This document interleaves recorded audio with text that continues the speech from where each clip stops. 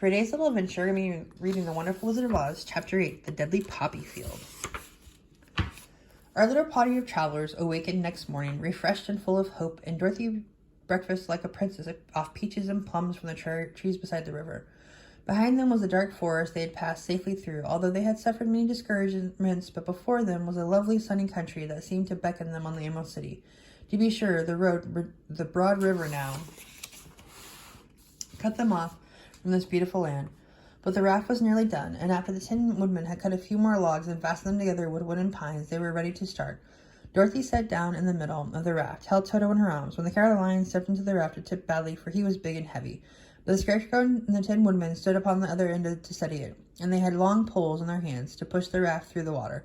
They got along quite well at first, but when they reached the middle of the river, the swift current swept the raft downstream, farther and farther away from the road of yellow brick, and the water grew so deep that the long poles could not touch the bottom. "This is bad," said the Tin Woodman, "for if we cannot get to the land, we shall be carried into the country of the Wicked Witch of the West, and she will enchant us and make us her slaves." "And then I should get no brains," said the Scarecrow, "and I should get no courage," said the Cowardly Lion, "and I should get no heart," said the Tin Woodman, "and I should never get back to Kansas," said Dorothy.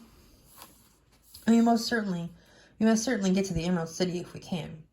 The Scarecrow continued, and he pushed so hard on his long pole that it stuck fast in the mud at the bottom of the river, and before he could pull it out again or let go, the raft was swept away, and the poor Scarecrow left clinging to the pole in the middle of the river.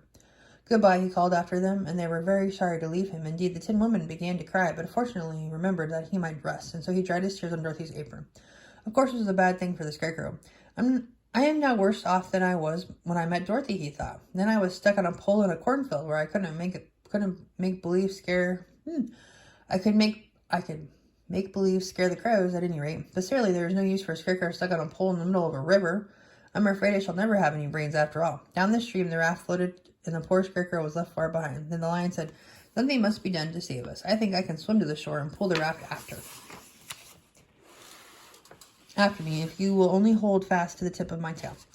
So he sprang into the water, and the Tin Woodman caught fast hold of his tail. When the Lion began to swim with all his might toward the shore, it was hard work, although he was so big. But by and by they were drawn out of the current, and when Dorothy took the Tin Woman's long pole and helped push the raft to the land, they were all tired, and when they reached the shore at last and stepped off upon the pretty green grass, they also knew that the stream had carried them a long way past the road of yellow brick that led to the Emerald City. "What shall we do now?" asked the Tin Woodman, and the Lion lay down in the grass to let the sun dry him. "We must get back to the road in some way," said Dorothy. "The best thing will be to walk along the river back until we come to the road again," remarked the Lion. So they were rested. Dorothy picked up her basket, and they started along the grassy bank, back to the road from which the river had carried them. It was a lovely country with plenty of flowers and fruit trees and sunshine to cheer them, and had they not felt so sorry for the poor Scarecrow, they could have been very happy. They walked along as fast as they could, Dorothy only stopping once to pick a beautiful flower, and after a time the Tin Man cried out, "Look!" Then they all looked at the river and saw the Scarecrow perched upon his pole in the middle of the water, looking very lonely and sad. "What can we do to save him?" asked Dorothy. The Lion and the Woodman both shook their heads, for they did not know. So they sat down upon the bank and gazed wistfully at the Scarecrow until a stork flew by, while seeing them stopped to rest at the water's edge. "Who are you, and where are you going?" asked the stork. "I am Dorothy," answered the girl, "and these are my friends, the Tin Woodman and the Cowardly Lion, and we are going to the Emerald City." "This isn't the road," said the stork as she twisted her long neck and looked sharply at the queer party. "I know it," returned Dorothy, "but we have lost the Scarecrow and are wondering how we shall get him again." "Where is he?" "Over there in the river," answered the girl. "If he wasn't so big and heavy, I could get him for you," remarked the stork. He isn't heavy a bit," said Dorothy eagerly, "for he is stuffed with straw. And if you will bring him back to us, we shall thank you for you ever so much." "Well, I'll try," said the stork, but if I find he is too heavy to carry, I shall have to drop him in the river again." So the big bird flew into the air and over to the water till she came to where the Scarecrow was perched upon his pole. Then the stork, with her great claws, grabbed the Scarecrow by the arm and carried him up into the air and back to the bank, where Dorothy and the Lion and the Tin Woodman and Toto were sitting. When the Scarecrow found himself among his friends again, he was so happy that he hugged them all, even the Lion and Toto. And as they walked along he sang, "Totally radio," at every step he felt so gay. "I was afraid I would have to stay in the river forever," he said, "but the kind stork saved me, and if I ever get any brains, I shall find the stork again and do it some kindness in return." "That's all right," said the stork, who was flying along beside them. "I always like to help anyone in trouble, but I must go now, for my babies are waiting in the nest for me. Hope you'll find the Emerald City, and that Oz will help you." "Thank you," replied Dorothy, and the kind stork flew into the air and was soon out of sight. They walked along listening to the singing of the bright-colored birds and looking at the lovely flowers. which now became so thick that the ground was carpeted with them. There were big yellow and white and blue and purple blossoms besides the great clusters of scarlet poppies, which were so brilliant in color they almost dazzled Dorothy's eyes. "Aren't they beautiful?" the girl asked as they breathed in spicy scent of flowers. "I suppose so," answered the Scarecrow. "When I have brains, I will probably like them better." "If I only had a heart, I should love them," added the Tin Woodman. "I always did like flowers," said the Lion. "They seem so helpless and frail, but they are none in the forest so bright as these."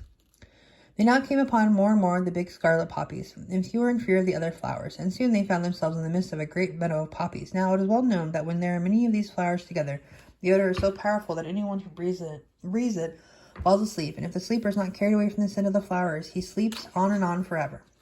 But Dorothy did not know this, nor could she get away from the bright red flowers that were everywhere about. So presently her eyes grew heavy, and she felt she must sit down to rest and to sleep. But the Tin Woodman would not let her do this. "We must hurry and get back to the road of yellow brick before dark," he said. And the Scarecrow agreed with him, so they kept walking until Dorothy could stand no longer. Her eyes closed in spite of herself, and she forgot where she was and fell among the poppies, fast asleep. "What shall we do?" asked the Tin Woodman. "If we leave her here, she will die," said the Lion. "The smell of the flowers is killing us all. I myself can scarcely keep my eyes open, and the dog is asleep already." It was true. Toto had fallen down beside his little mistress, but the Scarecrow and the Tin Woodman, not being made of flesh, were not troubled by the scent of the flowers. "Run fast," said the Scarecrow to the Lion, "and get out of the deadly flower bed as soon as you can. We will bring the little girl with us, but if you should fall asleep, you are too big to be carried." So the Lion aroused himself and bounded forward as fast as he could go. In a moment he was out of sight. "Let us make a chair with our hands and carry her," said the Scarecrow. So they picked up Toto and put the dog in Dorothy's lap. And then they made a chair with their hands for the seat and their arms for the arms, and carried the sleeping girl between them through the flowers. On and on they walked, and it seemed that the great carpet of deadly flowers that surrounded them would never end. They followed the bend of the river, at last came upon their friend the Lion, lying fast asleep among the poppies. The flowers had been too strong for the huge beast, and he had given up at last, and fallen only a short distance from the end of the poppy bed, where the sweet grass spread in beautiful green fields before them. "We can do nothing for him," said the Tin Woodman sadly, for he is much too heavy to lift. "We must leave him here to sleep on forever, and perhaps he will dream that he has found courage at last." "I'm sorry," said the Scarecrow. "The Lion was a very good comrade for one so cowardly, but let us go on." They carried the sleeping girl to a pretty spot beside the river, far enough from the poppy field to prevent her breathing any more of the poison of the flowers, and here they laid her gently on the soft grass and waited for the fresh breeze to waken her.